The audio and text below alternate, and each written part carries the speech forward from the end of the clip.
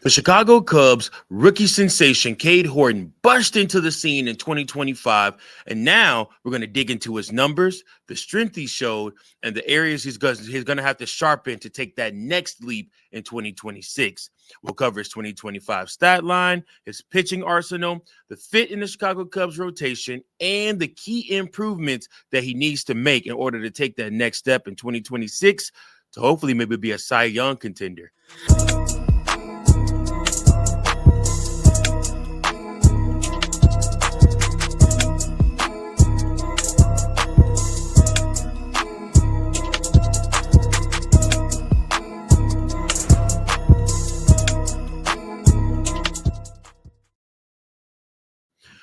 Welcome in, everybody, to your number one spot for all things Chicago Cubs. As usual, I'm your host, Mike Jones, here with another episode. Guys, we are in our winter season, our winter months. And listen, there is so much to talk about. Once the winter meetings get going, we're really going to ramp things up. Can't wait to get that going for you guys. But listen, first and foremost, you don't want to miss a single episode. So what I need you to do is hit that like button, hit that share button, and hit that subscribe button so that you don't miss any single thing that we drop here on the network. Listen, appreciate you guys so much for tuning in. Thank you guys. It means the world to me. You could be anywhere else, but you spend time right here on Chicago Cubs Central, whether you be on Spotify, whether you be on X, whether you be on Twitch, wherever you may be at. I appreciate it. Thank you. Thank you. Thank you. Now, with that being said, the Chicago Cubs had a rookie sensation come through and really show you what he was going to do in 2025 and then what he really can be. Cade Horton, finally healthy, was able to come in for the Chicago Cubs and be a valuable piece, not just a piece, but a valuable piece in 2025. Let's look at his season by the numbers. The key stats: 11-4 across 23 starts, across 23 games, 22 starts for the Chicago Cubs. Throughout that time, he had an ERA of 2.67. This dude pitched 6-7. I'm sorry, guys. Anyways, innings pitched, 118 innings pitched. Strikeouts, 97 strikeouts, and a whip of 1.08. In the advanced metrics section from StatCast, he got his hard hit percentage was 41.3%. His average exit velocity allowed was 89.7 miles per hour, and the barrel percentage allowed was 10.0% or similar. So, listen, like I said, Cade Horton did his thing when it came to pitching for the Chicago Cubs. He made his MLB debut on May 10th of 2025 for this season. And despite being a rookie, he posted strong numbers and quickly became a part of the Cubs rotation. It got to a point that we needed him more than anything because literally, like I said, we were down Justin Steele. We had Jameson Taillon go down with injury. We had Shota Imanaga miss time with injury. Like I said, I mean, literally, if you want to talk about the three MVPs of the Chicago Cubs starting pitching staff, Matthew Boyd, Cade Horton, and Colin Ray, because those three guys literally were dependable and came and gave you great starts pretty much each and every time they came out on the mound to pitch. But for the rookie to come out and to be the guy that helps lead the charge for the Chicago Cubs team really says a lot about his heart. I loved his interviews. Like, the guy was a psycho, man. He wanted to be better and he wanted to do more for this team. So literally, he would do anything that it took in order for the Chicago Cubs to be successful. And I really appreciated that. I appreciated the fact that he came out and he gave outstanding performances for the Chicago Cubs team multiple times throughout the year. Very rarely did he get hard hit. I mean, literally, second half of the season, Cade Horton looked damn near unhittable. Just with how he was able to carry himself, what he was able to do, how he was able to balance, being this rookie in the MLB and just really wanting to be successful and coming through and doing just that, guys. He was successful in his MLB career up to date. And I mean, like I said, it's for the Chicago Cubs. So you look at him and you figure he's going to be a big piece of what the Chicago Cubs have moving forward. He is somebody that they're going to look at and say, he's somebody that we need to depend on. I love the fact that this kid was durable more than anything. 118 innings. Again, that's so impressive for his first full season. And again, y'all, hit that's with him. I think he did pitch his last start, and then when the postseason came, he missed this. That's when he started missing time. But listen, let me tell you something. I still believe we haven't even seen the best out of Cade just yet. But let's talk about what worked, man. Again, one thing for Cade Horton that we saw that was a staple in any of his games, especially towards the second half of the season, consistent run prevention. Sub 300 ERA and a whip just above 1 indicate that this man had strong performance after strong performance after strong performance pretty much every single time he took the mound for the Chicago Cubs. Then you look at the fact that he had great strikeout capability. 97 Ks is nothing to sneeze at, especially not in 118 innings. Again, he has some swing and miss ability. And like I said, I love the fact that he is a part of Chicago Cubs, a team that needs guys that have good swing and miss capability. Now, again, I'm still petitioning for the Chicago Cubs to go and sign somebody that can hit triple digits and they do some swing and miss. But I know those guys don't just grow on trees either. But I'll take what Cade gave the Chicago Cubs this season because, I mean, when he had it, he was going. So, again, he had early starter success, too, which is very, very rare for Chicago. I mean, not just Chicago Cub, but any rookie to come in and be able to transition to the MLB effectively. Listen, let me tell you something. He was a very, very, very mature rookie this year. Not mature necessarily in age, but just mature in his ability, in his approach, in his steadiness, and how he never lost heart throughout these games. I just love the fact that every single time you saw him take the mound, how poised he was, how much he carried himself like a grown man out there pitching. And again, like I said, you just got to respect this man's grind and the attention to detail that he pays to each and every start. I love the fact of how he would go about his scouting and how he would, after each inning, if he gave up a run or if he gave up a home run, you would almost see like he took it personal.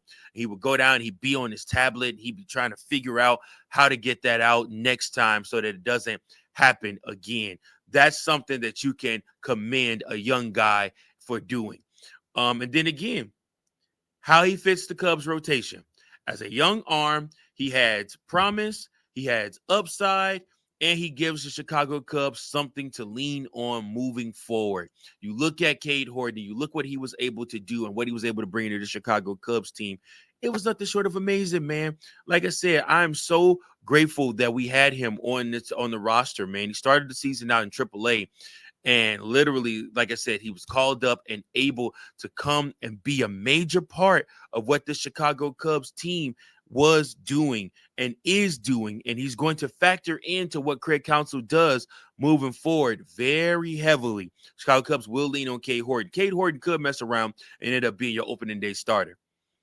I mean, I'm just being honest with you guys. Like I said, if he shows great promise, he could be the guy for the Chicago Cubs, depending on who they sign in free agency. But I would not be shocked if it was Cade Horton.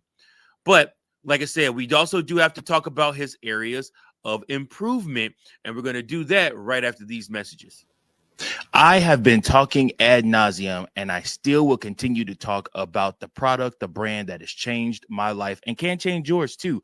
What's that product? It's Dubby. It's an all-natural energy supplement that you can take on the daily to help you get through those urges, those moments when you want to nap, then when you hit the cliff, or if you had a long night the night before and need to get through another crazy day of the hustle and bustle, the 9 to 5, whatever you got going on. Dubby is your energy drink. That's right. Not to mention, when you buy a container of Dubby, it actually equals out to almost $1 per drink. You can mix it in with whatever you want, whether that be a juice, whether that be a water, whether that be some type of other energy flavored drink, whatever you want, you can mix Dubby with it and it will do the trick for you. Guys, I don't understand what you're waiting on.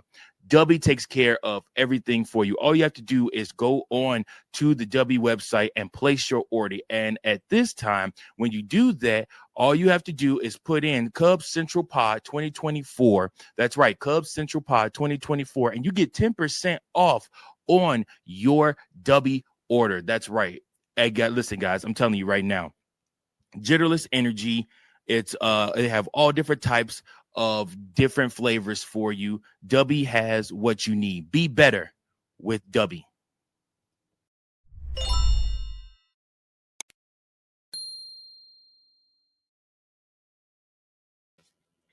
As great as Cade Horton was for the Chicago Cubs in 2025, I believe there's another level that Cade Horton can take his game to.